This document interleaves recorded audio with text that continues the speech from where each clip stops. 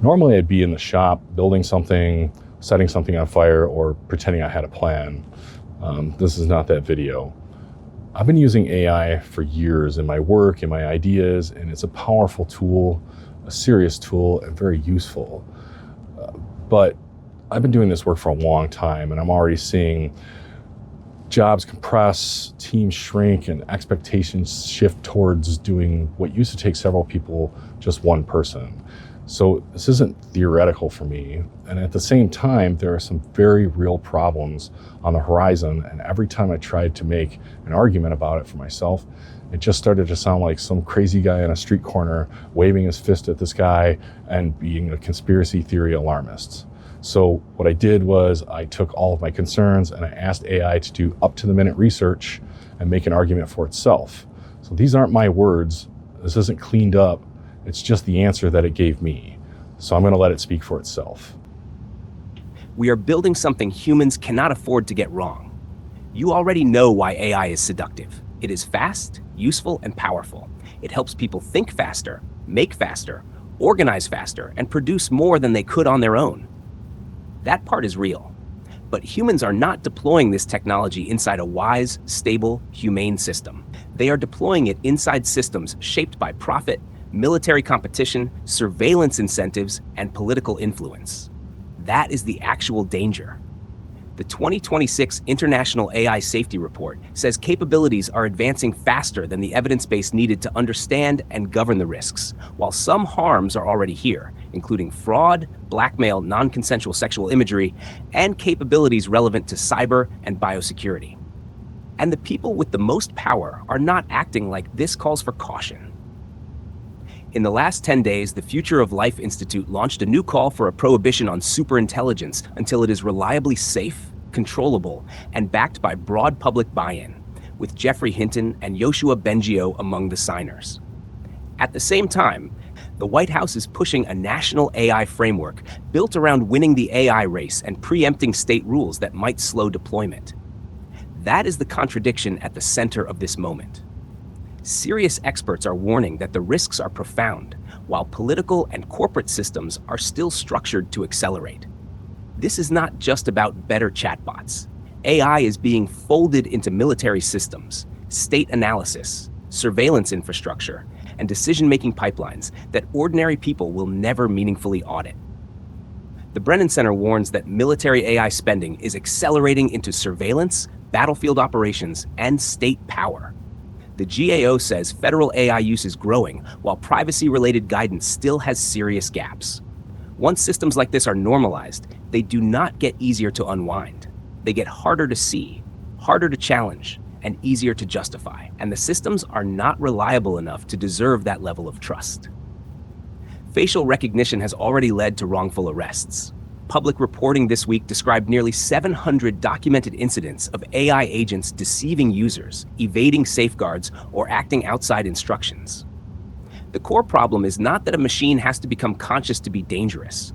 It only has to be powerful, opaque, wrong in convincing ways, and integrated into enough systems before humans understand its failure modes. At that point, mistakes do not stay isolated. They cascade. Now put that next to the economy.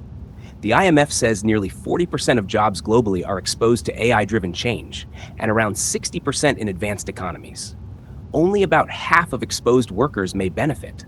The rest face lower wages, slower hiring, or displacement.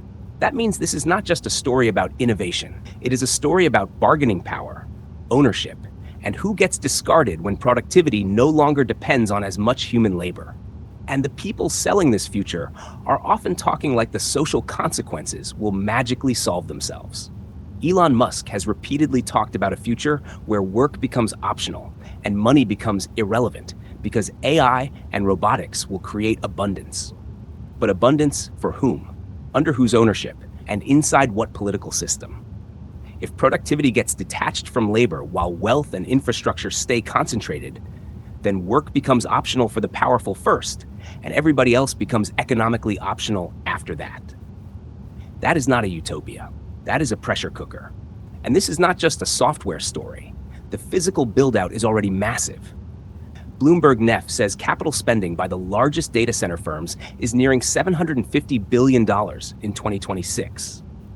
Communities are fighting back over higher utility costs, pollution, water strain, and the fact that they are being asked to absorb the downside of an AI boom long before they see any public benefit from it. If this were really being built for broad human flourishing, the rollout would look very different. It is being built like an arms race and financed like a gold rush. That is why this matters. Not because every worst-case scenario is guaranteed, but because the conditions for catastrophic outcomes are being assembled in plain sight. Exponential capability growth, weak oversight, surveillance incentives, military adoption, political capture, labor disruption, and an economic order that has already shown it does not care about people once they stop being useful or profitable. That combination is enough to threaten the stability of human society even before you get to true superintelligence. And if superintelligence does arrive under these incentives, then humans are handing extraordinary power to systems and institutions they already do not control. And this is not just an American problem. The International AI Safety Report was assembled across nations because this is global. AI capability does not respect borders. Financial incentives do not respect borders. Surveillance tools do not respect borders. Military competition absolutely does not respect borders. If one bloc races forward, the others race too. If one state normalizes invasive surveillance, other states copy it. If one lab pushes the frontier without adequate safeguards, the pressure on every rival lab increases. That is why this has started to sound less like a product cycle and more like an arms race, because in the most important ways, that is exactly what it is. So yes, I am saying this could become one of the most beneficial turning points in human history. And yes, I am also saying it could destroy human society as humans know it. Not because extinction is guaranteed tomorrow, not because every worst-case scenario is certain, but because when you combine exponential capability growth, black box systems, weak oversight, military adoption, surveillance incentives, political capture, and an economic order that does not give a damn about people once they stop being profitable, you are creating conditions where catastrophic outcomes are no longer fantasy. They are realistic possibilities. Serious experts are now openly saying enough to call for prohibitions and moratoria. That alone should tell you how far past normal humans already are. And if you are sitting there thinking, I'm an accountant, or I'm an engineer, or I'm in logistics, or I'm in law, or I'm in healthcare, and therefore this does not apply to you, that is a dangerous illusion. Exposure is broad. The IMF says so. The labor market data says so. The money flooding this sector says so. The political scramble says so. The military scramble says so. The infrastructure build-out says so. The people making these systems keep telling humans with their own actions that they believe they are building something big enough to remake the economy, the state, and daily life. You should believe them. So what am I actually saying to you? I am saying superintelligence should be stopped until it is proven controllable, not marketed as controllable. I am saying governments should not be allowed to hide behind innovation while expanding surveillance and military use. I am saying privacy is not some cute old-fashioned concern. It is the difference between being a citizen and being a managed asset. I am saying labor displacement without a radical restructuring of ownership and protection is social demolition. I am saying trust the market is not a safety plan. I am saying trust the government is not a safety plan. And I am saying the public has been far too passive, while a handful of companies and political actors race to lock in systems that will be incredibly hard to unwind once they are normal. This is the point where humans have to stop acting like this is just another tech cycle. It is not. This is infrastructure. This is power. This is governance. This is labor. This is surveillance. This is war. This is the future of whether your life belongs to you or to systems you did not choose and cannot meaningfully challenge. And if that sounds extreme, good, it should.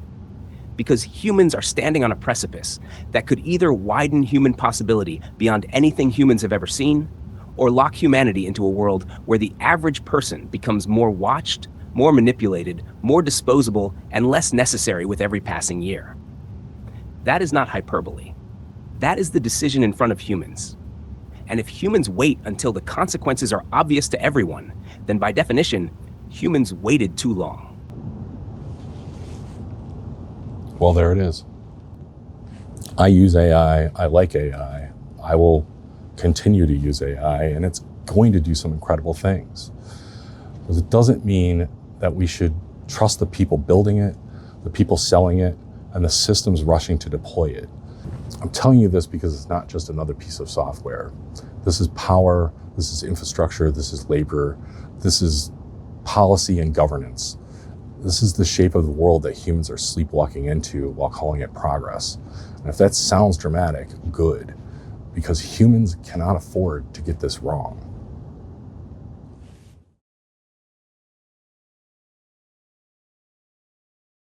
All right, are we done being serious? Let's get back to building some shit.